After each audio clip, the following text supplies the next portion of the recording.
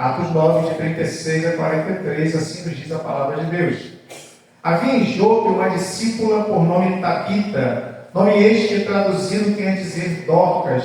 Era ela notável pelas boas obras e esmolas que fazia. Ora, aconteceu naqueles dias que ela adoeceu e veio a morrer, e depois de a lavarem, puseram-na no cenáculo. Como líder era perto de Jope, ouvindo os discípulos que Pedro estava ali, enviaram-lhe 2 homens que lhe pedissem: não demores em vir ter conosco.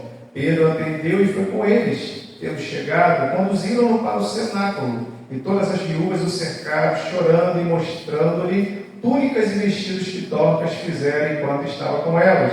Mas Pedro, tendo feito sair a todos, pondo-se de joelhos, orou. E voltando-se para o corpo, disse: Tabita, levanta-te. Ela abriu os olhos e, vendo a Pedro, sentou-se. Ele, dando-lhe a mão, levantou-a e, chamando os santos, especialmente as viúvas, apresentou-a viva. Isso se tornou conhecido por toda Jope, e muitos creram no Senhor.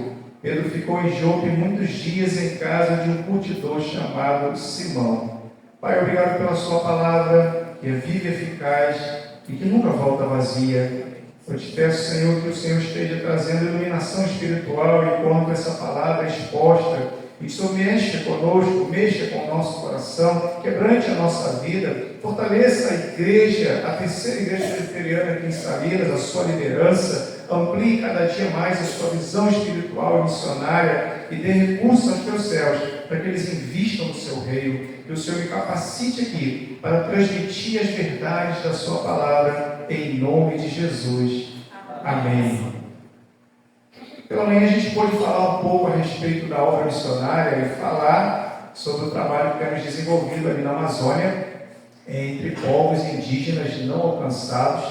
E quando a gente pensa em missões, muitas vezes o pensamento de muitos de nós é que missionário é um coitado, alguém que vai para um país fechado, vai para um país distante, abandonando tudo assim no meio da sua família, e vai ali talvez para o meio da floresta enfrentar muitos desafios e doenças, levando esposa, levando filhos, e nós ficamos morrendo de pena e pensamos assim: coitado desse casal, coitado dessa família.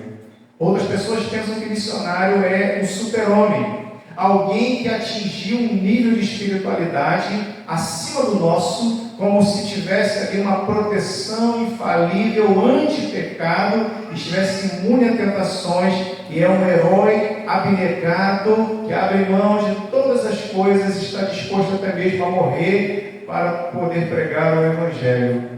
Mas missionário não é um coitado, e missionário também não é um super-homem. No entanto, missionários são pessoas privilegiadas. É esse o sentimento que eu e minha esposa Daniele temos no nosso coração. Missionários são pessoas privilegiadas, porque têm o privilégio de dedicar as suas vidas ao que é mais belo, de mais significativo nessa existência, ou seja, dedicar o seu tempo, as suas energias e os seus recursos à proclamação do Evangelho, particularmente entre aqueles que menos ouviram e que mais precisam da palavra. Missionários são pessoas privilegiadas. E talvez você pense: mas então, se eu não tenho chamado de missionário e eu vou ficar na minha cidade, vou exercer minha profissão, constituir a minha família e trabalhar aqui, então eu não sou privilegiado, eu não sou privilegiado, pastor? Será que não tem uma missão para mim? E a resposta é: há uma missão para você. E a pergunta para você é essa: o que Deus tem colocado em suas mãos? Porque eu gosto muito daquilo que o apóstolo Paulo vai falar a respeito do que Deus fez na vida dele. Ele diz que ele era um apóstolo temporão, fora de época, e que ele nem podia ser chamado de apóstolo porque ele perseguiu a igreja de Deus. Mas ele fala que quando ele recebeu a graça do Senhor e a salvação o alcançou, ele não recebeu essa graça em vão, não foi algo que chegou nele e parou ali. Ele fala: eu não recebi a graça do Senhor em vão, porque eu trabalhei muito mais do que os outros apóstolos. Paulo plantou ali 9 igrejas ao longo de 30 anos de ministério, e ele instruiu várias pessoas e treinou líderes, escreveu boa parte do Novo Testamento, mas ele fala, não eu, mas a graça de Deus comigo. E numa outra carta ele vai dizer, rogo, irmãos, que vocês não recebam a graça de Deus em vão. Sabe por quê? Deus nos concede a sua graça não para nós construirmos o nosso próprio reino, mas para que Ele nos conquiste para um reino muito melhor e eterno, que é o reino de Deus. E perceba, existe uma grande batalha espiritual que está sendo travada na sua vida e na minha vida. E não é simplesmente uma batalha espiritual entre o reino de Satanás e o reino de Deus. É uma batalha entre o reino de Deus e o nosso próprio reino particular. Porque muitas vezes nós nos convertemos e nós somos crentes e nós assim temos um monte de planos e construímos e edificamos e queremos assim ter muitas coisas nessa terra, e não é problema você crescer, você querer ter uma estrutura, você ter uma previdência e todas essas coisas. Mas o problema é quando nós nos colocamos no centro e começamos a buscar um reino próprio, e tudo que a gente faz está à parte do reino de Deus, ou não está submisso aos propósitos do Senhor, ou não se enquadra na agenda do Senhor, e nós enriquecemos, nós acumulamos para nós e não somos ricos para com Deus, porque o nosso reino, a nossa vontade, os nossos projetos estão acima dos projetos de Deus. A gente nem para pensar o que Deus quer fazer com tudo aquilo que Ele tem colocado em nossas mãos, e acabamos ajuntando tesouros na terra, mas no céu a gente não ajunta nada. Então perceba, o Evangelho não é sobre você, não é sobre mim. Você não vai governar, você não pode pensar em ser um mini rei aqui nessa terra, porque dele, por ele e para ele são todas as coisas, e tudo na nossa vida deve apontar para o Senhor e deve ser para a glória do Senhor. Irmão, minha irmã, somente a graça de Deus é capaz de nos libertar de nós mesmos. Somente a graça de Deus pode nos levar a amar mais o seu reino e a sua justiça do que amar o nosso próprio reino. E veja, o propósito de Deus para a vida de cada um de nós é tão grande, é tão tremendo, é tão maravilhoso, que quando você compreende o propósito para o qual Deus te criou, e Deus te salvou, e Deus colocou você nesse contexto, e te deu tudo aquilo que você tem, e você começa a se engajar e a se entregar a esse propósito, você tem satisfação do ponto de vista existencial, você tem alegria, porque você está vivendo a vontade de Deus. E o propósito do Senhor para mim e para você é que nós dediquemos o nosso tempo, as nossas energias, as nossas habilidades, a sabedoria que Ele te deu, a formação que você conquistou, os seus recursos, os seus talentos, tudo para que o reino dele avance e mais pessoas conheçam esse Deus verdadeiro. Nós precisamos pensar que somos apenas mordomos do que o Senhor tem colocado em nossas mãos,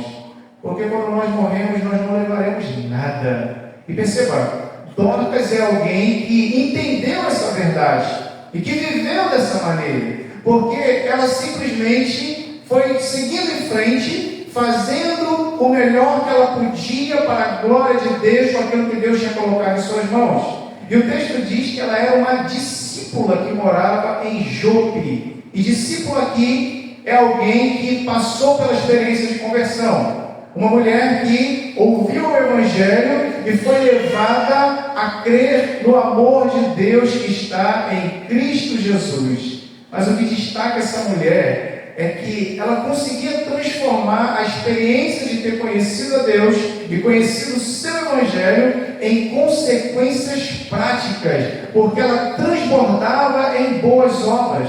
Então Dorcas pode ensinar a mim e a você o que significa ser de fato um discípulo de Cristo. E numa primeira dimensão, na dimensão intelectual, ser discípulo de Jesus é você crer em algumas verdades, é você crer no Evangelho, na mensagem da cruz.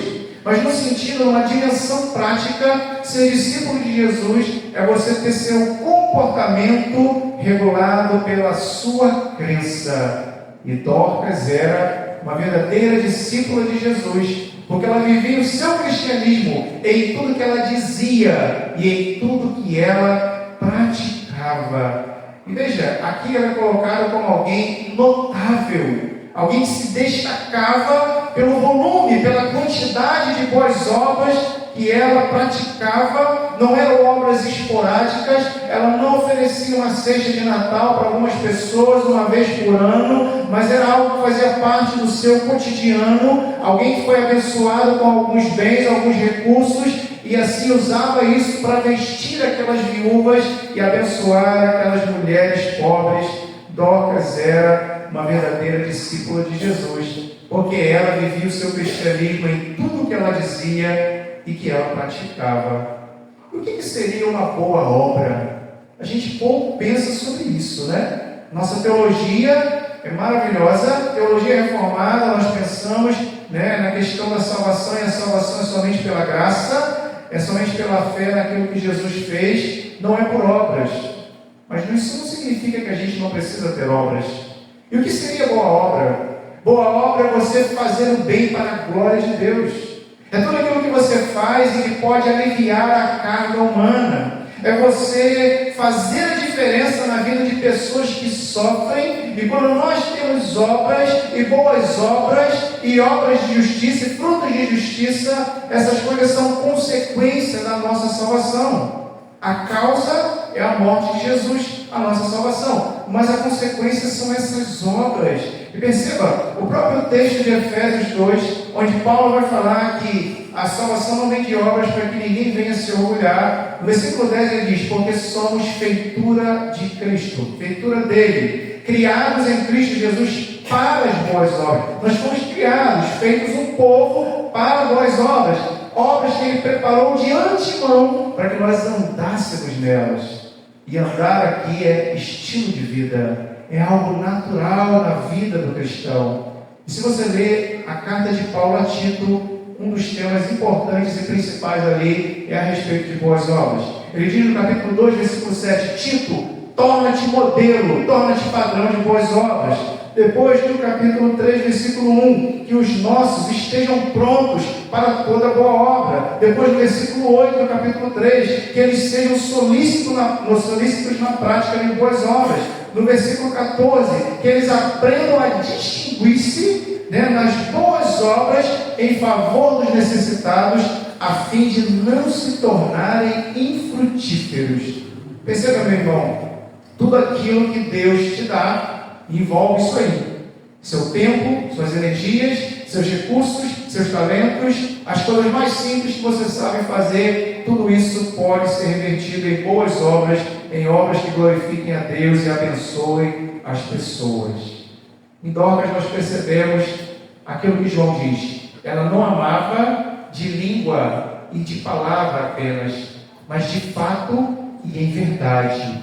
E qual era o público-alvo dessa mulher? O texto fala que havia muitas viúvas na igreja em Jope, e nesse contexto aqui eram mulheres vulneráveis, mulheres frágeis, mulheres que, se não tivessem mais ali, ou não tivessem filhos, e não tivessem familiares, não tinha ninguém por elas. Não havia nessa época Bolsa Família, não havia pensão, não havia auxílio emergencial, não havia essas coisas, não havia CRAS, não tinha isso. E se a igreja não socorresse, essas mulheres passariam fome. Mas Dorcas é alguém que pega aquilo que Deus coloca em suas mãos e usa para abençoar essas pessoas mais necessitadas dentro de sua própria igreja.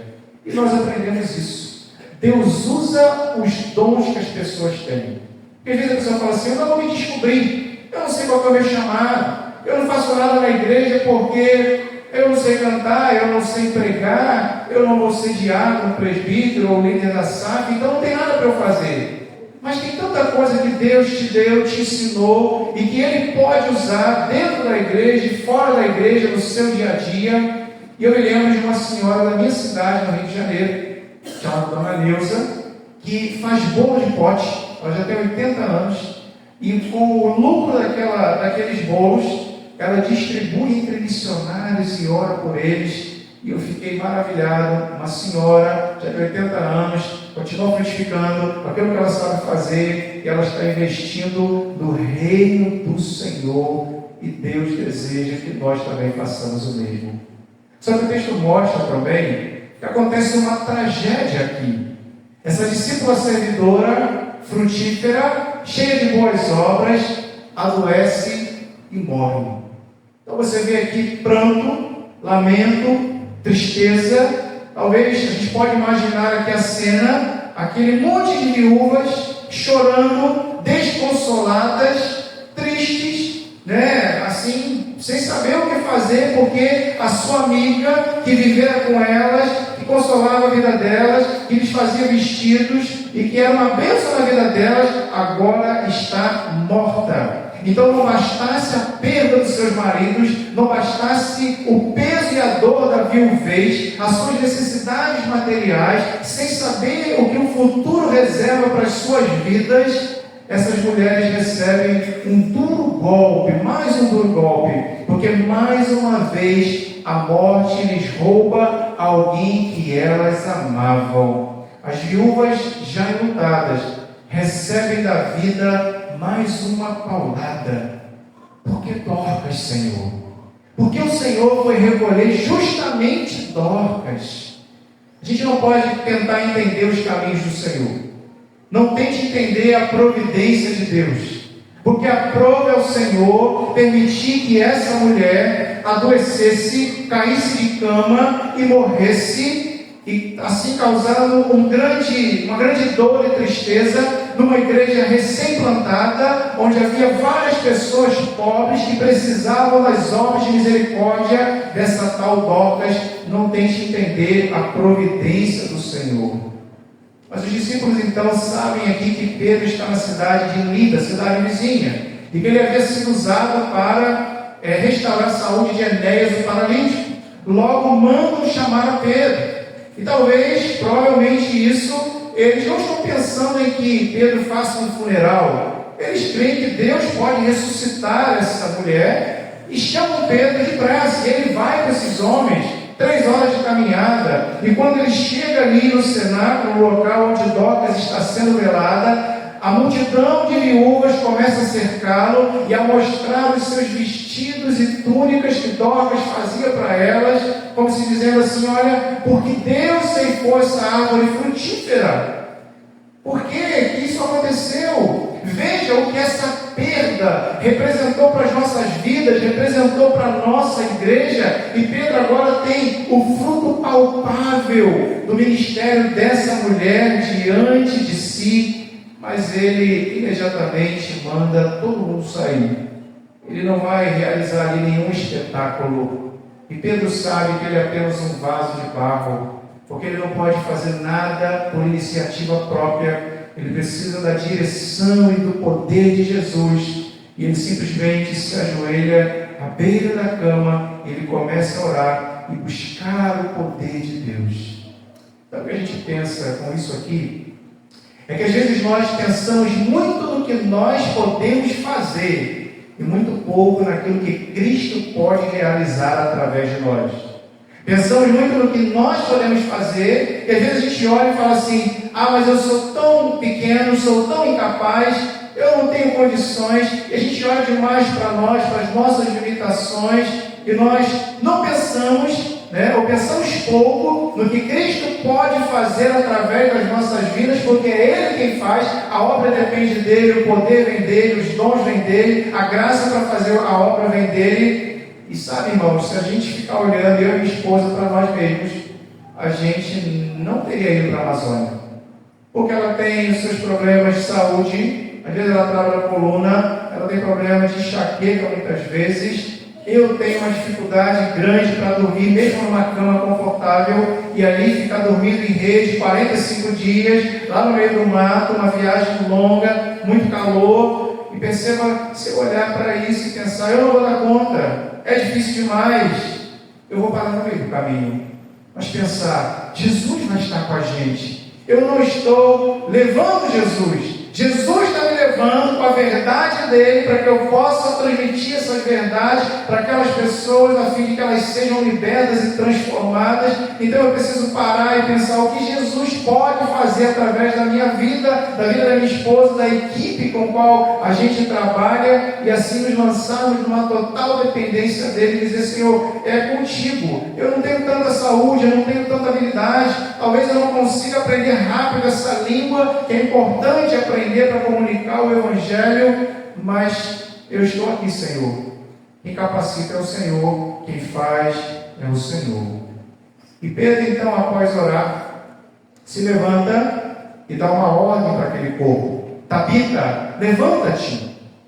E aqui a gente percebe que ela não se levanta, mas ela se senta, e ela abre os olhos, e ela dá de cara com Pedro. E Pedro, num gesto de cavalheirismo, segura na mão dessa mulher e a levanta, como que dizendo: venha, irmã, cheia de boas obras, uma bênção na mão do Senhor, eu vou lhe devolver para a sua igreja, eu vou lhe devolver para as suas amigas. E ele faz isso e apresenta Dorcas agora viva diante das viúvas e diante dos santos. As viúvas enlutadas agora recebem a sua amiga ressuscitada. Num contexto de morte, de luta e dissolução, o Senhor traz vida e ressurreição. E essa ressurreição de Dorcas é um prenúncio daquilo que aguarda o povo de Deus.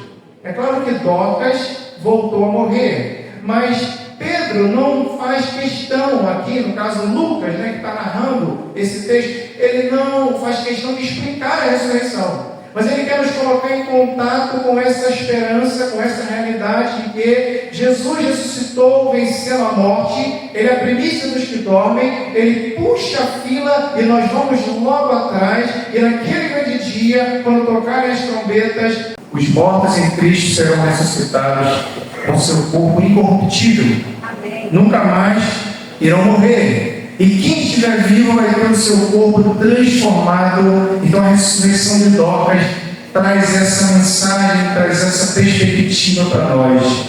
O que a gente aprende aqui é que nós, como igreja, precisamos sinalizar o reino de Deus. Precisamos também dizer: levanta-te, e reverter situações que nós percebemos que são aí desumanizantes.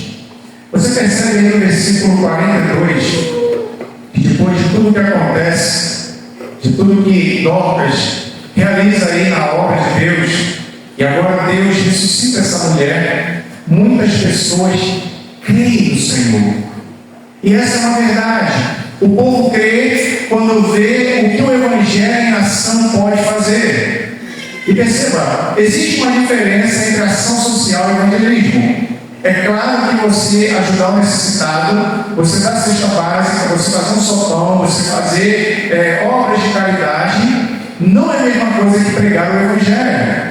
Mas é lógico também que quando você se aproxima das pessoas para servi-las, para ajudá-las, para amá-las, para aliviar o seu sofrimento, essas pessoas terão muito mais disposição de ouvir, o seu coração já vai ser quebrantado e preparado para ouvir a mensagem do Evangelho. Isso me faz lembrar o pastor Júlio Lima. Eu conheci agora em São Paulo, tive o privilégio de conhecê-lo. Ele é pastor em Sorocaba e ele contou uma experiência que impactou meu coração. Eu falei para Deus: Senhor, se eu tiver em alguma igreja local futuramente, eu gostaria de ter esse tipo de experiência. Eu disse: passando no seu carro, ele ia para a igreja de tarde, ele viu no semáforo, no sinal ali, um homem com uma placa dizendo: nós somos venezuelanos e eu preciso de um emprego para sustentar minha família. Estava ele, a esposa e os filhos. E ele parou ali no semáforo e falou uma coisa que sentou: quando eu voltar eu quero conversar com você. Só que ele foi para a igreja e ficou à noite. Quando ele voltou à noite, o homem não estava mais lá. Isso era numa sexta-feira. Aí ele esqueceu disso no sábado, esqueceu no domingo, esqueceu na segunda. De manhã, quando ele acordou, o Espírito Santo lembrou ele: família venezuelana. E ele orou, e juntou algumas coisas, e foi até aquele semáforo, e lá estava aquele homem.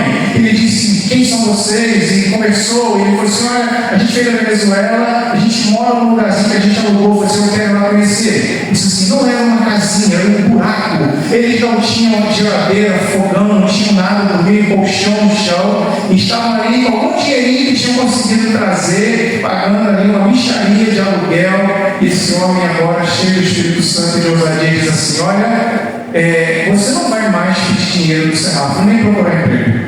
A gente vai te ajudar, eu vou te ajudar. Ele não se apresentou como pastor, nem falou sobre a sua igreja. Voltou para a igreja e desafiou: irmãos, a gente precisa ajudar essa família, a gente precisa ajudar esse homem.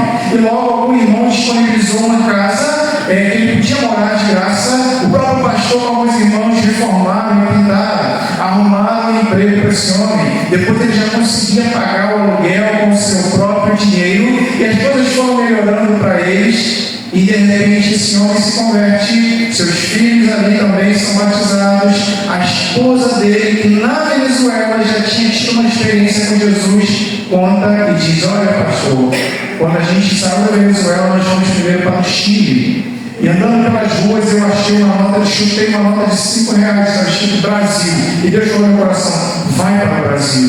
E quando a gente encontrou, a gente não imaginava tudo que iria acontecer. E Deus assim fez uma obra tão grande na vida daquela família. Depois veio a mãe desse venezuelano, e Deus salvou aquela mulher também. E agora a igreja lá em Sorocaba apoia uma escola cristã lá na Venezuela, dirigida por essa mulher que veio para o Brasil para se converter. E eu fiquei pensando: esse pastor conseguiu associar o seu ministério frágil, o seu ministério momentâneo e local aos propósitos globais do Senhor. Ou seja, Deus usando além das quatro paredes, Deus usando para um alcance que a gente nem pode imaginar. Então veja, Dorcas pensou assim: como que eu posso cobrir essas mulheres? O que eu posso fazer? Aí ela lembrou: eu tenho dentro de casa agulha e linha, eu sou costureira, e Deus pode usar a minha vocação, a minha profissão de costureira para a sua glória.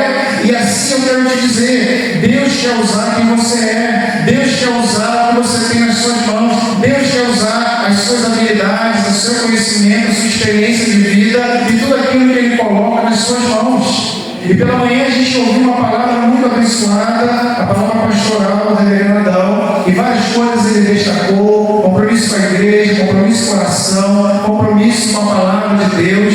Eu te digo, meu irmão e minha irmã, tenha zelo por sua vida cristã, desenvolva a sua salvação, leia diariamente a sua Bíblia, ore ao Senhor todos os dias, congregue, seja fiel aos seus dízimos e ofertas, mas preocupe-se também em não se tornar infrutífero diante do Senhor. Preocupe-se em ter uma vida cristã frutífera, cheia de obras, de boas obras, que glorifiquem ao Senhor, porque foi para isso que o Senhor nos salvou, para as boas obras. E perceba, Ronaldo Lidório costuma dizer que se nós confinarmos as cartas de Paulo sobre o tema a prática da espiritualidade cristã, nós vamos ter 7 práticas espirituais que nos mantêm na trilha da espiritualidade, nos fortalecem e nos ajudam a frutificar a presença do Senhor. A primeira prática é a palavra, é você ler e meditar na palavra de Deus todos os dias. A segunda prática é a adoração, adoração pública, adoração privada, particular ou coletiva, é você adorar o Senhor, seja na igreja, seja no seu dia a dia. A terceira prática é a comunhão, é você caminhar, eu caminhar com aqueles que amam e seguem a Jesus. A quarta prática é a oração, é uma vida de diálogo com o Pai. A quinta prática é a santidade, buscar intencionalmente e intensamente uma vida pura que agrada ao Senhor. A sexta prática é a evangelização, é você abrir a sua boca e você falar quem Jesus é e o que Ele pode fazer por nós. E a sétima prática são as boas obras, é você servir, é você abraçar e fazer a diferença na vida daqueles que sofrem, fazendo bem para a glória de Deus. 7 práticas que podem levar você e a mim a fortalecer na fé, a viver uma vida cristã que agrada a Deus e a frutificarmos na presença do Senhor. Quem escreve esse livro de Atos é Lucas, e ele escreve também o Evangelho que leva o seu nome. E no Evangelho de Lucas ele vai falar a respeito de tudo aquilo que Jesus começou a fazer e ensinar. Aqui ele está falando a respeito de tudo que Jesus continuou a fazer e a ensinar. Ele continua a fazer através da vida de Pedro, ele continua a fazer através da vida de Dorcas, e ele quer continuar a fazer através da minha vida, da sua igreja, e nós precisamos estar disponíveis para essa realidade. Talvez a gente pense assim, Deus poderia ter conservado Dorcas viva para que cuidasse dessas mulheres. Mas quando Ele permite que ela morra e a ressuscita, Ele concede para Dorcas 2 vidas. Uma experiência muito mais profunda. E mostra aqui o poder do autor da vida para essas viúvas.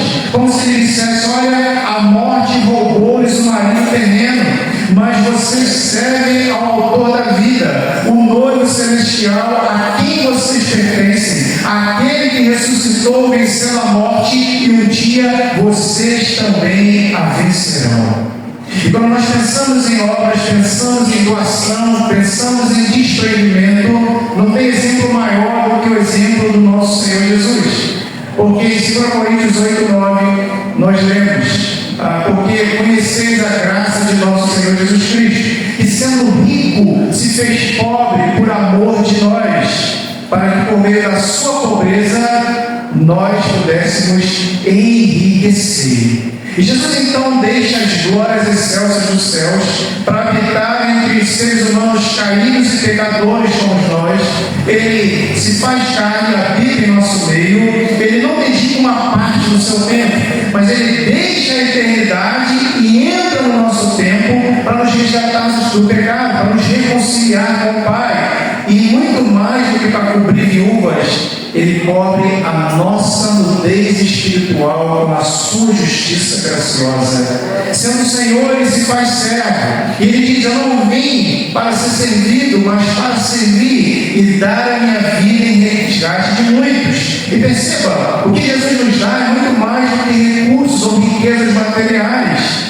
Ele nos abençoa com toda sorte de bênçãos espirituais das regiões celestes. Por meio do seu sangue precioso e incorruptível, Ele conquista a graça de Deus para nós e derrama essa graça sobre as nossas vidas. E a pergunta para nós é, você tem recebido a graça de Deus em vão? O que você tem feito com a graça de Deus que te alcançou, com esse tesouro do conhecimento do Senhor, com a salvação, com a palavra do Senhor, com a tua vida transformada, talvez o privilégio de nascer num lar cristão, de congregar numa igreja assim maravilhosa como essa, agora assim maravilhosos assim esses bancos acolchoados, e graças a Deus o pastor que tem zelo pela pregação expositiva e toda uma estrutura, é maravilhoso o que você faz com tudo isso no seu dia a dia, porque há pessoas que não tem nada disso lá na Amazônia. Você vê assim a sofrência que é as igrejas. Eu falo porque eu visitei várias das cidades que eu estou morando, não tem praticamente nenhum pregador, são aquelas mensagens de 15 minutos, as pessoas não têm treinamento, não têm formação, não tem igreja presbiteriana lá, para nossa tristeza, e chega a uma agonia espiritual pensando, as pessoas não sabem o tesouro que tem lá no norte de Minas, dentro daquelas igrejas presbiterianas nas quais elas congregam. Nós podemos tomar a graça de Deus e vivermos como reis. E tudo que Deus nos dá é apenas para nós. Mas se nós entendermos e fomos constrangidos pelo amor de Cristo, nós vamos entender que somos apenas súditos desse rei. O rei é Ele, a glória tem que ser dada a Ele, tudo tem que ser para Ele, tudo que Ele coloca em nossas mãos é para que a gente administre, e nós somos os seus mordomos, e um dia Ele vai voltar e perguntar para nós quantos talentos eu te dei, o que você fez com isso, e nós precisamos ser encontrados fiéis como pessoas que multiplicaram aquilo que Ele colocou em suas mãos. Eu te digo, meu irmão, minha irmã, você só pode encontrar sentido, propósito, ou encontrar a própria vida quando o reino de Deus e a sua vontade se concretizarem na sua existência, e aí você vai ter satisfação, porque às vezes você é crente, você está salvo, mas você tem uma tristeza vazia no teu coração, ou sua vida é vazia, porque você ainda não se encontrou no reino de Deus. Porque Deus está trabalhando para redimir o mundo. Tudo que Ele te dá, seu tempo, suas energias, seu conhecimento, seus bens, seus recursos, tudo pode ser transformado em moedas da graça ou canais da graça para mudanças poderosas na vida de pessoas à sua volta e no bairro onde você mora e no meio da sua família. O que Deus tem colocado em suas mãos? Responda para você mesmo. Talvez a nossa oração todas as manhãs deveria ser: Pai Santo, qual é o meu público-alvo?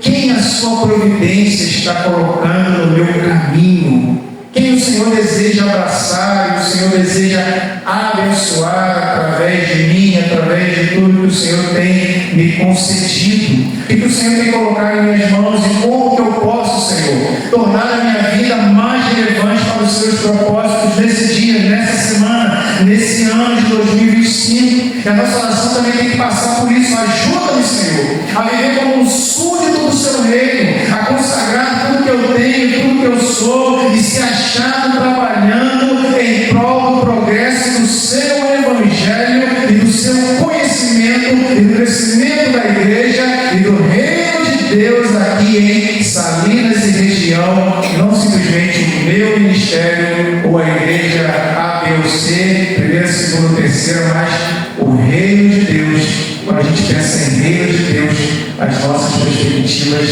mudam bastante. Que o Senhor te abençoe, que o Senhor te fortaleça, que o Senhor te capacite a usar tudo aquilo que Ele tem colocado nas suas mãos para cumprir os propósitos dEle, para a glória do nome dEle.